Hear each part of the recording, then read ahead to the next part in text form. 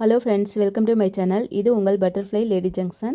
இன்னைக்கு வீடியோவில் நம்ம வந்து என்ன பார்க்க போகிறோன்னா, ப்ளவுஸோட பேக் நெக்குக்கு அழகான டிசைன்ஸ் எப்படி சிம்பிளாக தைக்கிறது அப்படிங்கிறத பார்க்கலாம். நீங்கள் சேனலுக்குள்ளே புதுசாக வந்திருக்கீங்கன்னா சேனலை சப்ஸ்கிரைப் பண்ணிக்கோங்க, பெல் ஐக்கானை எனேபிள் பண்ணி வச்சுக்கோங்க. வீடியோ பிகினர்ஸுக்கும் தெளிவாக புரிகிற மாதிரி சொல்லி கொடுத்துருக்கேன். வீடியோவை ஸ்கிப் பண்ணாமல் பார்த்துக்கோங்க. ஃபஸ்ட்டு வந்து பார்த்திங்க அப்படின்னா, பேக் பார்ட்டுக்கு நம்மளோட மெஷர்மெண்ட்ஸ் எல்லாத்தையும் மார்க் பண்ணி கட் பண்ணி எடுத்துக்கலாம். லைனிங்கையும் கட் பண்ணி எடுத்துக்கோங்க, மெயின் கிளாத்தையும் கட் பண்ணி எடுத்துக்கோங்க.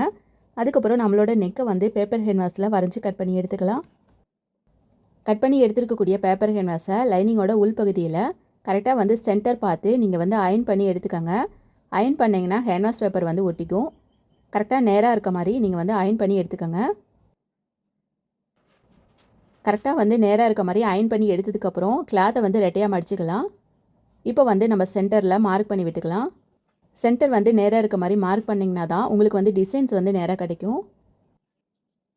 டிசைனோட நெக்குக்கு நம்ம வந்து நாட் கொடுக்கணும். நாட் கொடுக்கறதுக்காக கிளாத்தை வந்து ரெடி பண்ணிக்கலாம். நமக்கு எந்த கலர் தேவையோ அந்த கலரில் கிளாத் வந்து கட் பண்ணிக்கலாம். ஸ்ட்ரைட் இல்லைன்னா கிராஸ் பீஸில் 1.25 இன்ச் இல்லைன்னா 1 இன்ச் இருக்க மாதிரி பீஸ் வந்து கட் பண்ணி எடுத்துக்கோங்க. நமக்கு எந்த அளவுக்கு லென்த்து வேணுமோ அந்தளவுக்கு லென்த்தாக இருக்க மாதிரி கிளாத் எடுத்துக்கோங்க. நம்ம எடுத்துருக்கக்கூடிய கிளாத்தை நல்ல பக்கம் உள்ளே இருக்க மாதிரி மடிச்சுக்கலாம். தையல் போடும்போது ஆரம்பிக்கும் போது பார்த்தீங்கன்னா 1/2 இன்ச்சு கேப்லேருந்து கொஞ்சம் கொஞ்சமாக கம்மி பண்ணி தைங்க. அதுக்கப்புறம் 1/4 இன்ச்சுக்கும் கம்மியாக இருக்க மாதிரி தையல் வந்து போட்டுக்கோங்க. இதே மாதிரி லாஸ்ட்டு வரைக்கும் நீங்கள் தையலை வந்து மடித்து போட்டுகிட்டே வந்துடுங்க. உங்களுக்கு கயிறு வந்து எந்தளவுக்கு சின்னதாக வேணுமோ அந்தளவுக்கு நீங்கள் வந்து கிளாத்தை கம்மியாக தைச்சிட்டிங்கன்னா நாட்டு வந்து உங்களுக்கு குட்டியாக கிடைக்கும். இப்போ அடுத்ததாக பார்த்தீங்கன்னா நம்ம வந்து எக்ஸ்ட்ரா இருக்கக்கூடிய கிளாத்தை கட் பண்ணி விட்டுடலாம். அதுக்கு அடுத்ததாக பார்த்தீங்கன்னா ஸ்டார்டிங்கில் வந்து நம்ம தையல் போட்டிருக்கோம் இல்லையா, அந்த இடத்துல 1/4 இன்ச்சில் க்ளோஸ் பண்ணி ஒரு தையல் போட்டுக்கலாம். இந்த கேப்பை வந்து நீங்கள் ஒரு தையல் போட்டு க்ளோஸ் பண்ணிக்கோங்க. அடுத்ததாக இந்த மாதிரி நீங்கள் வந்து பெரிய ஊசி ஒன்று எடுத்துக்கோங்க. இப்போ வந்து நம்ம தையல் போட்டிருக்கோம் இல்லையா, அந்த கேப்பில் ஊசியை வந்து உள்பகுதியில் வச்சுட்டு அப்படி தள்ளிட்டே வந்தோன்னா நம்மளுக்கு வந்துட்டு வெளியில் இருக்க கிளாத் வந்து உள்ளே போய்டும், உள்ளே இருக்க கிளாத் வந்து வெளி பக்கம் வந்துடும். இந்த மாதிரி நீங்கள் வந்து கரெக்டாக பண்ணிங்கன்னா உங்களுக்கு வந்து கிளாத் நல்ல பகுதி வெளியில் வரும்போது உங்களுக்கு நாட் வந்து சூப்பராக வந்துடும். இந்த மெத்தடை ட்ரை பண்ணி கிளாத்தை வந்து அப்படியே பெரட்டி எடுத்துக்கலாம். பெரட்டி எடுத்ததுக்கப்புறம் பார்த்திங்கன்னா நம்மளுக்கு வந்து கயிறு வந்து அழகாக ரெடி ஆயிரும். உங்களுக்கு எந்த அளவுக்கு லென்த் வேணுமோ அந்தளவுக்கு ரெடி பண்ணி எடுத்துக்கோங்க. நம்ம தைக்கக்கூடிய ப்ளவுஸோட பேக் பார்ட்டில் நாட்டை வச்சு நம்ம வந்து அப்படியே அடித்து திருப்ப போகிறோம். அதனால் ஃபஸ்ட்டு வந்து நாட்டை ரெடி பண்ணிக்கோங்க. அதாவது ரோப்பை ரெடி பண்ணி எடுத்துக்கிட்டு நம்ம வந்து பேக் பார்ட்டு டிசைனை தைக்க ஆரம்பிக்கலாம். நம்மளுக்கு தேவையான அளவுக்கு கிளாத்தை ரெடி பண்ணி எடுத்துக்கலாம். அதுக்கப்புறம் பார்த்தீங்கன்னா நம்ம வந்து ஆல்ரெடி கட் பண்ணி எடுத்து வச்சுருக்கோம் பார்த்தீங்களா, ப்ளவுஸோட பேக் பார்ட்டோட லைனிங் கிளாத்து, அதை வந்து மெயின் கிளாத்துக்கு மேலே நம்ம வந்து வச்சுக்கலாம். மெயின் கிளாத்தோட நல்ல பக்கத்துக்கு மேலே லைனிங் கிளாத் இருக்கணும். அதே மாதிரி பேப்பர் கேன்வாஸ் ஒட்டியிருக்கோம் இல்லையா, அது வந்து மேல் பகுதியில் இருக்கணும். அந்த மாதிரி பார்த்துக்கோங்க. அப்போ தான் தச்சு திருப்பினோம்னா அது வந்து உள்ளே போயிடும். இந்த மாதிரி கரெக்டாக வந்து எடுத்து வச்சுக்கோங்க. இப்போ வந்து நம்ம தையல் போட ஆரம்பிக்கலாம். சென்டர் வந்து கரெக்டாக பார்த்து நீங்கள் வந்து பின் குத்திக்கோங்க. அப்போ தான் தையல் போடும்போது நகராமல் இருக்கும். அடுத்ததாக பார்த்தீங்கன்னா நம்ம வந்து என்ன பண்ணணும்னா, நடுவில் வந்து நம்ம மார்க் பண்ணியிருக்கோம் இல்லையா, அந்த மார்க்கிங்கில் ரஃபாக வந்து ஒரு தையல் போட்டுக்கலாம். இந்த தையல் வந்து எதுக்கு போடுறோன்னா கிளாத் வந்து நகராமல் இருக்கும், அதுக்காக தையல் போட்டு எடுத்துக்கோங்க. இப்போது அந்த டிசைன்ஸோட ஓரத்தில் நம்ம வந்து தையல் போட ஆரம்பிக்கலாம். ஹேண்ட்வாஷை வந்து ஒட்டியே நீங்கள் தையல் போட்டுக்கோங்க. தையல் போடும்போது டிசைனுக்கு ஏற்ற மாதிரி வளைச்சி நிறுத்தி திருப்பி தைச்சிக்கோங்க. கரெக்டாக வந்து இந்த கேப் இருக்குது இல்லையா, இந்த இடத்துல தையலை வந்து நிறுத்திக்கோங்க. அதுக்கப்புறம் நம்ம ரெடி பண்ணி வச்சுருக்கக்கூடிய ரோப்பை 2ஆக கட் பண்ணி எடுத்துக்கலாம்.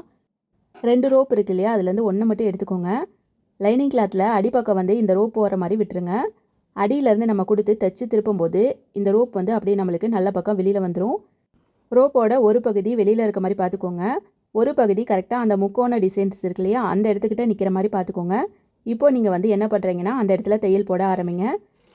தையல் போடும்போது இந்த இடத்துல ஸ்ட்ராங்காக தையல் வர மாதிரி பார்த்துக்கோங்க, இல்லைன்னா கயிறு வந்து வெளியில் வர்றதுக்கு வாய்ப்பு இருக்குது. இப்போ நம்ம வந்து அப்படியே திருப்பி தையல் போட்டுக்கலாம். இதே மெத்தடை ஃபாலோ பண்ணி இந்த நெக்கு ஃபுல்லாகவே தைச்சி எடுத்துக்கோங்க. தைக்கும்போது ஹேண்ட்வாஷ் பேப்பரோட அந்த தையலை வந்து ஒட்டி போடுற மாதிரி பார்த்துக்கோங்க. அடுத்ததாக நம்ம இன்னொரு கயிறு வச்சுருக்கோம் இல்லையா, அதை வந்து இந்த டிசைனுக்குள்ளே வச்சுக்கலாம். இந்த கார்னரில் கிளாத்தை வந்து அடியில் வச்சுட்டு அப்படி தையல் போட ஆரம்பிச்சுக்கலாம். இந்த இடத்துலையும் ஸ்ட்ராங்காக தையல் போட்டு திருப்பிக்கோங்க. இப்போது நம்மளோட நெக் வந்து கம்ப்ளீட்டாக தைச்சி எடுத்துக்கிட்டோம்.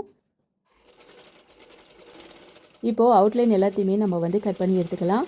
1/4 இன்ச்சு கேப் இருக்க மாதிரி கட் பண்ணி எடுத்துக்கோங்க. கட் பண்ணும்போது கரெக்டாக வந்து 1/4 இன்ச்சுக்கும் கம்மியாக இருக்க மாதிரி கிளாத் இருந்தாலே போதும். அந்த மாதிரி நீங்கள் வந்து டிசைனுக்கு ஏற்ற மாதிரி கட் பண்ணி எடுத்துக்கோங்க. இப்போது அடுத்ததாக உள்ள குட்டி குட்டியாக வெட்டி விட்டுடலாம். அப்போ தான் திருப்பும்போது சுருக்கம் இல்லாமல் வரும். அடுத்ததாக பார்த்தீங்கன்னா கிளாத்தை வந்து நம்ம பெரட்டி எடுத்துக்கலாம். நம்ம வந்து ரோப் கொடுத்துருக்கோம் இல்லையா, அந்த ரோப்பு வந்து வெளியில் வர மாதிரி இழுத்து விட்டுக்கோங்க. இப்போது நம்மளுக்கு நல்ல பக்கம் வெளியில் வந்துருச்சு இல்லையா? இப்போது கழுத்தோட ஓரத்தில் நம்ம தையல் போட்டுக்கலாம். நம்ம வந்து முதல்லயே ரோப்பு கொடுத்து தைச்சிட்டோம் அப்படின்னா பார்க்குறக்கு வந்து ஃபினிஷிங்காக அழகாக இருக்கும். இந்த மெத்தடில் நீங்கள் வந்து ரோப் வச்சுக்கோங்க. அடுத்ததாக கழுத்தோட ஓரத்தில் நம்ம வந்து எட்ஜில் தையல் போட்டுக்கலாம். இந்த தையல் வந்து நம்மளோட டிசைனுக்கு தகுந்த மாதிரி வர மாதிரி பார்த்து போட்டுக்கோங்க. கழுத்தோட ஓரத்தில் தையல் போடும்போது சுருக்கம் இல்லாமல் பார்த்து தையல் போட்டுக்கோங்க. அடுத்ததாக ப்ளவுஸோட கிளாத்தை உள் பக்கம் திருப்பிக்கலாம். லைனிங் கிளாத்தோட ஓரத்தில் தையல் போட்டு லைனிங் கிளாத்தை பதிச்சு எடுத்துக்கலாம். லைனிங் கிளாத்தை பதிக்கும் போது மெயின் கிளாத்துக்கும் லைனிங் கிளாத்துக்கும் சுருக்கம் இல்லாத மாதிரி பார்த்து பதிச்சுக்கோங்க. லைனிங் கிளாத்தோட ஓரத்தில் தையல் போட்டு முடிச்சாச்சு. அடுத்ததாக எக்ஸ்ட்ரா இருக்கக்கூடிய அந்த கிளாத் எல்லாத்தையுமே கட் பண்ணி எடுத்துக்கலாம். இப்போ வந்து பார்த்தீங்கன்னா பேக் பார்ட்டோட கிளாத் வந்து ரெடி பண்ணிக்கிட்டோம். அடுத்ததாக நம்மளோட ப்ளவுஸுக்கு பேக் பார்ட்டில் தான் கொக்கி வரப்போகுது. கொக்கி வந்து இந்த கிளாத்தில் வரனால இடையில வந்து நம்ம கட் பண்ணி விட்டுக்கலாம். கிளாத்தை சமமாக மடிச்சுட்டு சென்டரில் இருக்கக்கூடிய கிளாத்தை கட் பண்ணி எடுத்துக்கலாம். இந்த இடத்துல நம்ம வந்து கொக்கி பட்டி வைக்க போகிறோம். கொக்கி பட்டி தனியாக ரெடி பண்ணி எடுத்து இது கூட வச்சு அட்டாச் பண்ணிக்கலாம். எப்படி ரெடி பண்ணுறதுங்கிறத சொல்கிறேன், பார்த்துக்கோங்க. நம்மக்கிட்ட என்ன கிளாத் இருக்குது அப்படிங்கிறத பாருங்கள். நான் வந்து கழுத்தோட ரவுண்ட்லேருந்து மிச்சமான இந்த துணியை எடுத்துக்கிறேன். இந்த துணி வந்து பார்த்திங்கன்னா 3 கிளாத் இருக்க மாதிரி இருக்குது. இதவே நம்ம வந்து அப்படியே எடுத்துக்கலாம். கிளாத் வந்து 3 இன்ச் இருக்க மாதிரி பீஸ் வந்து தனித்தனியாக கட் பண்ணி எடுத்துக்கோங்க. இப்போ எடுத்துருக்கோம் இல்லையா, அந்த கிளாத்தை வந்து சமமாக மடிச்சுட்டு அவுட்லைனில் நேராக இருக்க மாதிரி கட் பண்ணிக்கோங்க. கிளாத் வந்து நேராக இருந்தால் தான் தைக்கும்போது நேராக நம்மளுக்கு வரும். இப்போது நம்மளோட கிளாத் வந்து அளவு எவ்வளோ இருக்குதுன்னு பார்த்தீங்கன்னா ஒரு சைடு வந்து 1.5, டோட்டலாக வந்து 3 இன்ச் இருக்குது. இப்போ நம்ம எடுத்துருக்கக்கூடிய கிளாத்தை பா மாதிரி தைச்சி திருப்பிக்கலாம்.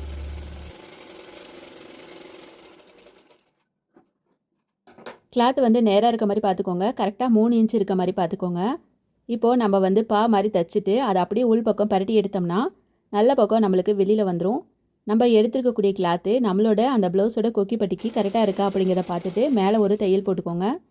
இப்போது நம்ம வந்து ஒரு கிளாத்தை ரெடி பண்ணிட்டோம் இல்லையா, அதே மாதிரி இன்னொரு கிளாத்தையும் ரெடி பண்ணி எடுத்துக்கலாம். ரெண்டுமே பார்த்தீங்கன்னா 3 இன்ச்சில் அளவு இருக்க மாதிரி பார்த்துக்கோங்க.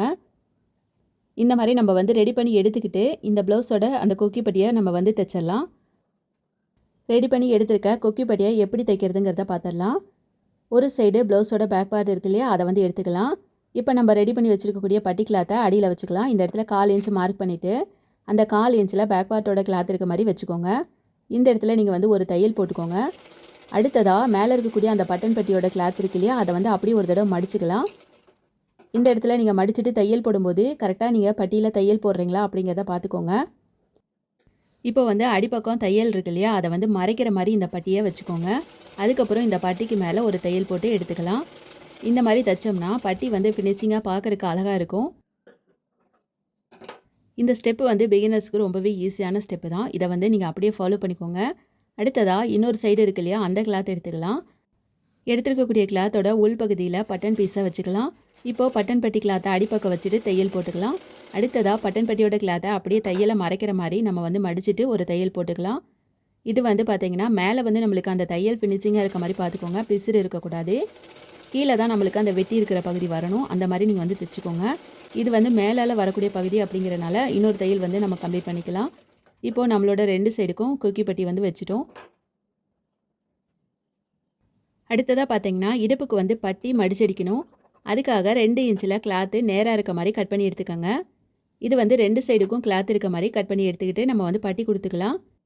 நம்ம எடுத்துருக்கக்கூடிய கிளாத்தை ப்ளவுஸோட இடுப்போட கீழ் பகுதியில் நல்ல பக்கத்துக்கு மேலே வச்சு தைச்சிடலாம். தைக்கும்போது உங்களோட ப்ளவுஸோட ஹைட்டாக பார்த்துக்கோங்க. அடுத்ததாக லைனிங் கிளாத்தை திருப்பிட்டு லைனிங் கிளாத்துக்கு மேலே ஒரு தையல் போட்டுக்கலாம். அதுக்கப்புறம் இப்போ வந்து தைச்சிருக்கோம் இல்லையா, அந்த லைனிங் கிளாத்தை அப்படியே உள் பக்கம் மடிச்சுக்கலாம். இந்த மாதிரி பட்டி வந்து மடிச்சுட்டு நீங்கள் வந்து தையல் போட்டு எடுத்துக்கோங்க. இந்த பட்டியோட ஹைட்டு உங்களுக்கு எந்த அளவுக்கு வேணுமோ அந்தளவுக்கு நீங்கள் வந்து தைச்சி எடுத்துக்கலாம். இப்போது ஒரு சைடு வந்து இடுப்புக்கு பட்டி கொடுத்து தைச்சிட்டோம். முடிஞ்ச அளவுக்கு சுருக்கங்கள் எதுவுமே இல்லாத அளவுக்கு பார்த்து அழகாக தைச்சி எடுத்துக்கோங்க.